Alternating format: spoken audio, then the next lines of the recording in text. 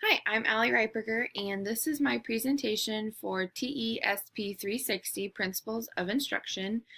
This presentation is over Universal Design for Learning.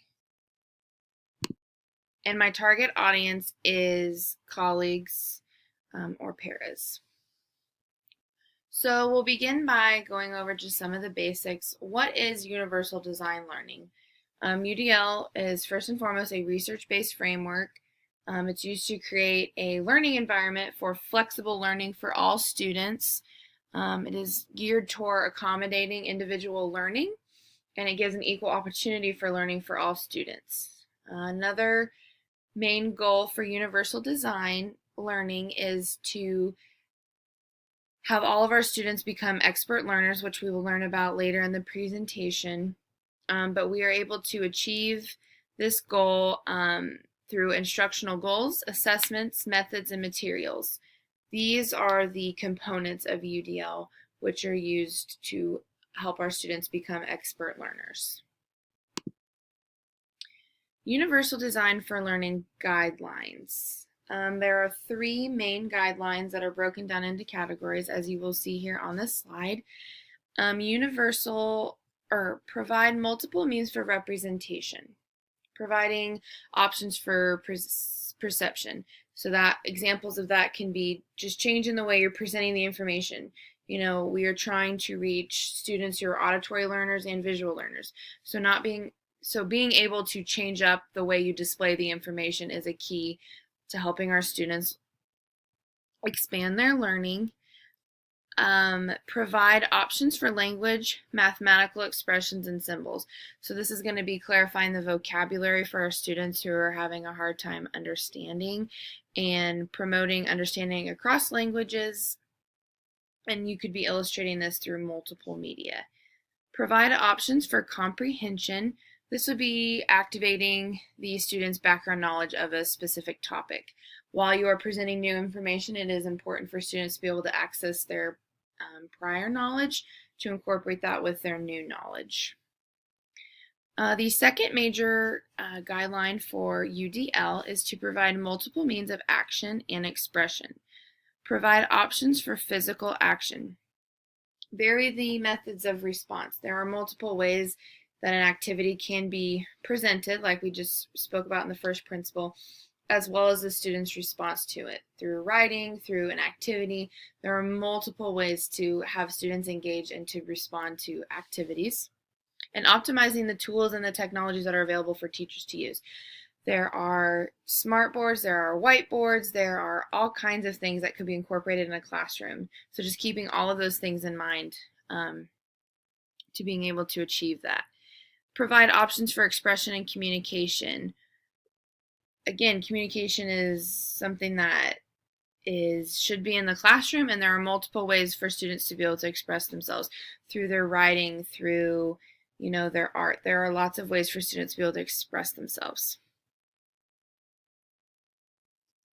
The providing options for executive functions, this comes into play when thinking about support planning and strategy development, as well as goal setting for our students. We want to make sure that the goals are attainable for our students, but can also be maybe a little challenging for them to get there, having them to work to achieve their goals in the UDL. And then the third and final major guideline for UDL is provide multiple means of engagement. And then the first section, number 7, provide options for recurring interests.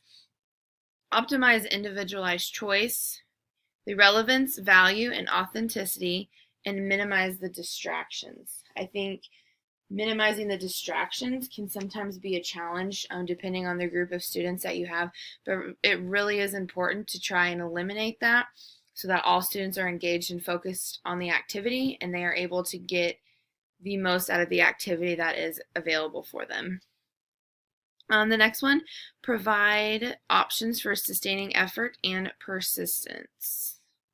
And finally, provide options for self-regulation. Self-regulation is very important. Students need to be able to first learn the strategies that you would like them to be able to use on a specific subject, but then being able to understand them once they've learned them, and then knowing that they can use those in a specific topic. So self-regulation is very important, as well as self-reflection. I think that kind of goes in with self-regulation, always reflecting on the learning experience, describing what they did, analyzing, and perhaps planning on what they could do different next time, or what they did well at their strengths and weaknesses. It's really important for students to be able to recognize their own strengths and weaknesses in the classroom. The components of the UDL curriculum, we kind of talked about this on the first slide when we talked about it creates instructional goals, assessments, methods, and materials. So we'll go back to this slide and we'll kind of break down the different components of UDL. The first one is the goals. They are created to ensure that students are building their knowledge of the skill or concepts presented. Again, these goals should be attainable, however, should be challenging for students to be able to meet them so that they need to be aware of their goals. Students should be aware of what they're trying to work towards. And so teachers can make sure that students are aware of their goals so that they are able to self-regulate and reflect on what they could do better next time to achieve their goal. The next step is methods. Methods are important in any concept of the classroom. Methods are very important. Instructional decisions and approaches are decided by the teacher. They are used to enhance the learning for their students, getting them engaged in the activity, all the different strategies that are out there, being able to switch them up so that you are able to get a hold of every student's attention. No matter how they learn, what level they're at, you want to be able to engage them in the same activity so you can optimize that learning opportunity. Materials should be flexible. Like I mentioned, variability and flexibility. Materials should be flexible, used in multiple ways, used at multiple different times. Changing it up, being able to use and adapt to different materials is also really important. Engage students for more learning opportunities. That's what the materials are used, so that students are able to use those in multiple opportunities. Assessment, gathering information about the learner's performance using a variety of methods and materials. This is also really important because we need to be able to assess the child's progress, and using the right assessment and just double checking to make sure that they are making progress and becoming closer and closer to becoming an expert learner themselves.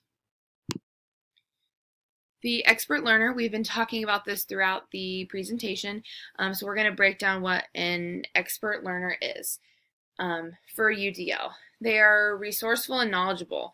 We mentioned earlier that they bring prior knowledge to new learning, and they are able to activate it and help organize and identify new information. They are also able to prioritize their strategies. So if they learn a new strategy that works better for them, they might stop using their old strategy. So they're able to prioritize and take in the new information and then prioritize new strategies for learning. They're strategic and goal directed. They recognize their own strengths and weaknesses, we talked about that with self-regulating and self-assessment as learners, and being able to use effective strategies to optimize learning. Because learners who are aware of their strengths and weaknesses are better able to pick effective strategies. They know where their weaknesses and strengths are, so they will pick a strategy based on their knowledge of themselves. That's why it's so important to self-regulate. And they are purposeful and motivated. Eager learners who are motivated by learning. I think we would all love to have a classroom full of students who are all eager learners and who are motivated just by learning itself. I think that we have a lot of students who are like that, but in every classroom you're going to have learners at all different levels who come from all different maybe backgrounds or different kinds of classrooms.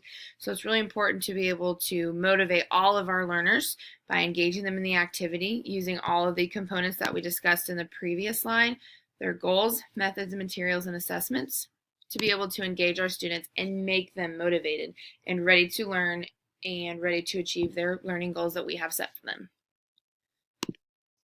Technology's role in universal learning. I think technology is really important in any aspect of the classroom. UDL kind of agrees. The goal of UDL is to create a learning environment where students have opportunities to become expert learners. Technology is an amazing tool for teachers to be able to use. The UDL mentions to use it carefully, meaning you can't use it, you might not be able to use it for every activity, or if it might work for this activity for some students, but some other students might need it in a different presentation. You just have to be really careful about how you use technology in the classroom and make sure you're being creative and resourceful when you're designing a learning environment, because you want to be able to reach all learners. And finally, some additional resources for universal design learning. All of these here I reviewed and I liked. The UDL Center organization, that first one you see listed, was such an amazing resource. I really liked that one. It was very reliable, very easy to use, easy to read, and to kind of put it in a way that I could understand, because I'm just now learning about universal design. The other thing that I really liked is they have a YouTube channel, which is this final one right here, which I found really helpful to complete my presentation. It's their YouTube channel, and so it's by the UDL Center, and it was just really great to actually be able to see, you learn about UDL, but then to be able to see YouTube videos and to see the real situations in a classroom, I thought was really neat. And there's multiple videos, so you'd be able to see a lot of different things. So I highly recommend this link or YouTube channel for anyone to review. I thought it was an excellent resource to have for the future.